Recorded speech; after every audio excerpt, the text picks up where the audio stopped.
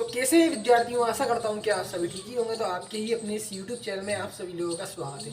तो आज का यह वीडियो उन सभी विद्यार्थियों के लिए खासा महत्वपूर्ण होने वाला है जिनने अभी तक कुछ नहीं पढ़ा है और जनवरी से लेकर अब आप पढ़ाई करना शुरू कर रहे हैं। तो यहाँ पर उन विद्यार्थियों के लिए काफ़ी खुशखबरी है, क्योंकि वह जनवरी से पढ़कर अब 90% बना सकते हैं।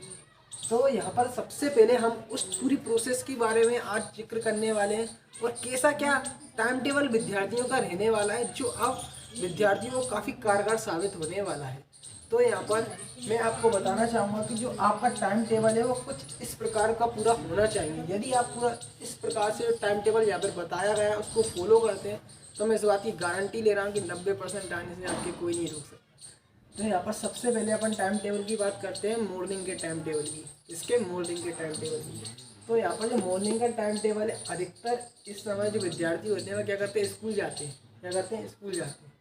तो यहाँ पर जो विद्यार्थी स्कूल जाते हैं मॉर्निंग के, तो कोशिश उन विद्यार्थियों को यही करना है कि जो क्वेश्चन उनको नहीं आ रहे हैं वह अपने टीचर, स्कूल टीचर से पूछने की कोशिश करना है। अब विद्यार्थियों के मन में क्या लगता है कि यदि हम 4 जनों के सामने, 4 बच्चों के सामने अगर कोई प्रश्न का उत्तर पूछेंगे तो टीचर हमारी बेइज्जती कर देगा और क्या कहेगा, चल बे निकल जा। तो ऐसे कंडीशन में विद्यार्थियों के मन में तरह तरह के विचार आते हैं। तो कोशिश विद्यार्थियों को यहाँ पर क्या करना है कि जैसे ही टीचर पढ़ाने के बाद जैसे ही बाहर जाते हैं तो टीचर के सामने हल्की कॉपी देकर, सर ये प्रश्न का उत्तर नहीं आ रहा, कृपया ये क्वेश्चन का उत्तर बताइए। तो ऐसी कंडीशन में क्या हो रहा है, टीचर आसपास विद्यार्थियों को ना देखते हुए बताने की कोशिश पूरी करता है।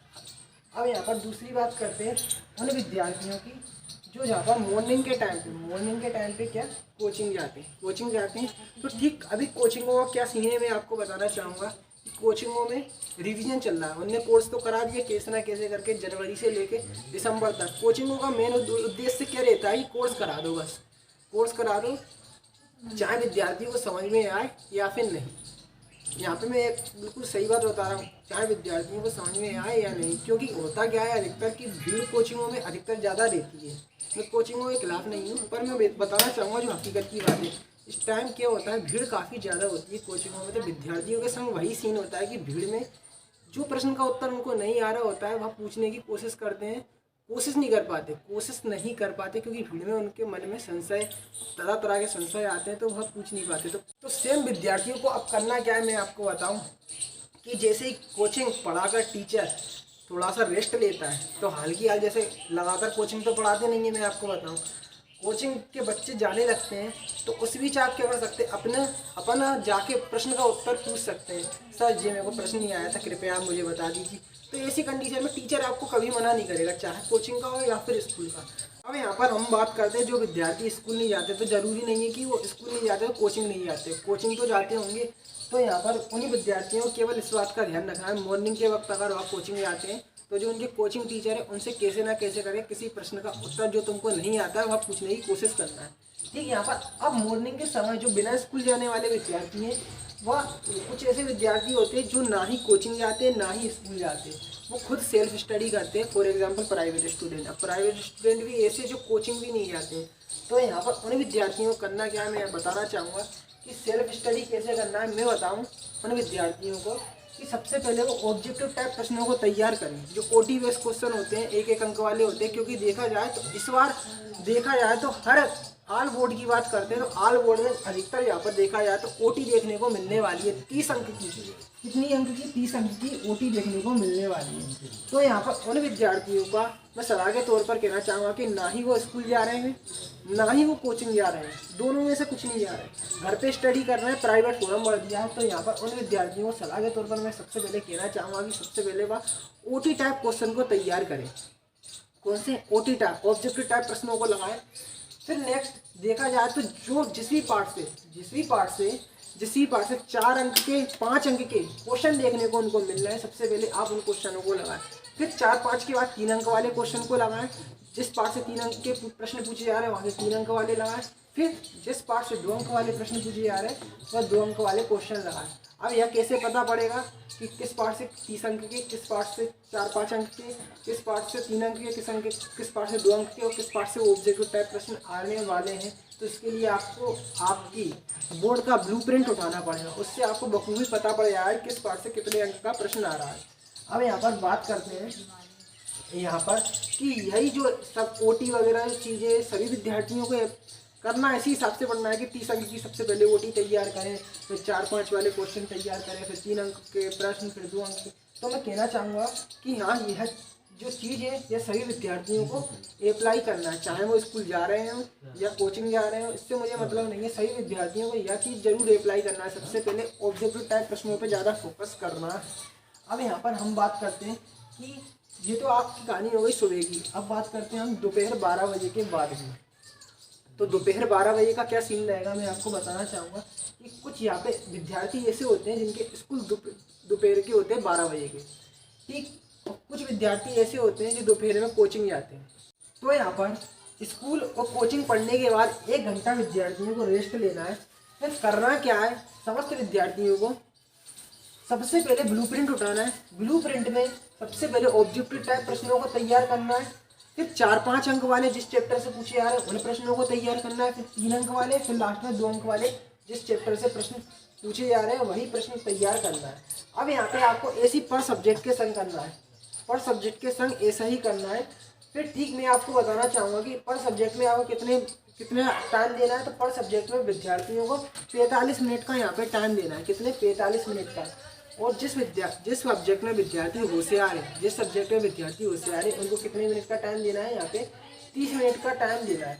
जिस सब्जेक्ट में होशियार है उसमें 30 मिनट का दे। और जिस सब्जेक्ट में, फॉर एग्जांपल यहाँ पे अपन मान लेते हैं कि विद्यार्थी गणित में कमजोर है या फिर इंग्लिश में कमजोर है, तो उसमें आपको 45 मिनट देना है। कोशिश यही करना है कि 45 मिनट, ज़्यादा हो सके तो 1 घंटा दे सकते, पर ऐसा नहीं कि आप 2-2, 3-3 घंटे एक ही विषय में लगे होंगे, ये आपको बिल्कुल नहीं करना है। तो पर सब्जेक्ट पे आपको कोशिश यही करना है कि 45 मिनट का टाइम देना है। अब यहाँ पर इतना सब 6 सब्जेक्ट पर अगर आप 45 या 30 मिनट का टाइम देते हैं, तो यहाँ पर इस कंडीशन में हुआ क्या कि यहाँ पर आपके 7 बज जाएंगे। क्या बज जाएंगे? 7 बज जाएंगे।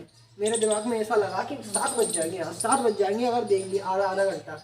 तो यहाँ पर यही 7 बजे 1 घंटे का आप क्या करें, मनोरंजन जरूर करें। क्या मनोरंजन? टीवी वगैरह देख लें 1 घंटे। फिर यहाँ पर 1 घंटे देने के बाद यहाँ पर थोड़ा और आप रेस्ट ले सकते हैं। यहाँ पर 8:30 बजे तक यहाँ पे आप रेस्ट ले सकते हैं। अब यहाँ पर 8:30 बजे से करना क्या है, मैं आपको बताना चाहूँगा कि लास्ट में जो चीज़ आपको बता रहा हूँ ये काफ़ी महत्वपूर्ण होने वाली है। अगर यह चीज़ आपने नहीं करी तो आपके 90% आ नहीं पाएंगे। लास्ट में एक बात का विद्यार्थियों को जरूर ध्यान रखना है, लास्ट की जो प्रोसेस बता रहा हूँ काफ़ी महत्वपूर्ण है।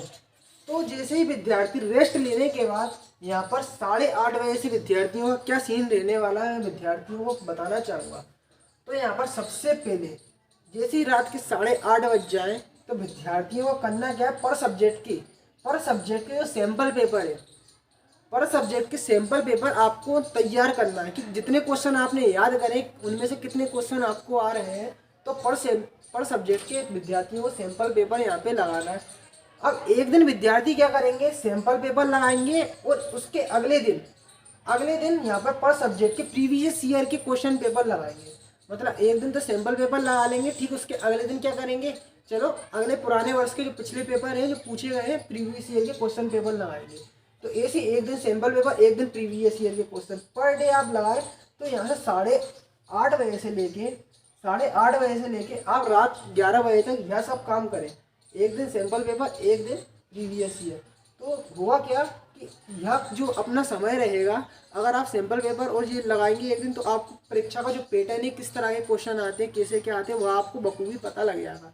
तो अब मैं एक ही बात कहना चाहूँगा कि यदि आप क्वेश्चन पेपर लगाते हैं तो यहाँ पे 30-30 मिनट का टाइम दें पर सब्जेक्ट पे 30-30 मिनट का टाइम दें पर सब्जेक्ट से। हिंदी में आपने 30 मिनट क्वेश्चन पेपर लगा लिया, सैम्पल पेपर लगा लिया, फिर अगले 30 मिनट इंग्लिश का। तो ऐसे पर सब्जेक्ट पे आपको 30-30 मिनट का टाइम देना है। तो इस तरह से आपको शेड्यूल आप अपना पर डे का अपनाएंगे तो मैं गारंटी ले रहा हूँ कि परीक्षा के अंतिम समय में 90% आने से कोई नहीं रोक सकता। और अंतिम समय में एक बात का विद्यार्थियों को जरूर ध्यान रखना है कि जो क्वेश्चन आपको नहीं आ रहे हैं पहले आप उनको बाद में करेंगे। जो क्वेश्चन आ रहे हैं सबसे पहले आप उनका रिवीजन लगाएंगे, फिर बाद में जो क्वेश्चन आपको नहीं आ रहे बाद में उनको लगाएंगे। क्योंकि यदि आप जो क्वेश्चन आपको नहीं आ रहे उन क्वेश्चनों में आप अपना ध्यान लगाएंगे तो हुआ क्या कि जो क्वेश्चन आपको आ रहे होंगे वह क्वेश्चन भी नहीं आएंगे। तो सबसे पहले हो सके तो आप उन क्वेश्चनों को लास्ट टाइम करने की कोशिश करें जो आपको आ रहे हैं, फिर बाद में आप उन क्वेश्चनों को लगाएं जो आपको नहीं आ रहे। तो आशा करते हैं कि आज का वीडियो आपको काफ़ी पसंद आया। अगर तो वीडियो पसंद आया तो चैनल को सब्सक्राइब कर लो, बेल आइकन को प्रेस कर लो। तो मिलते हैं ठीक नेक्स्ट वीडियो में।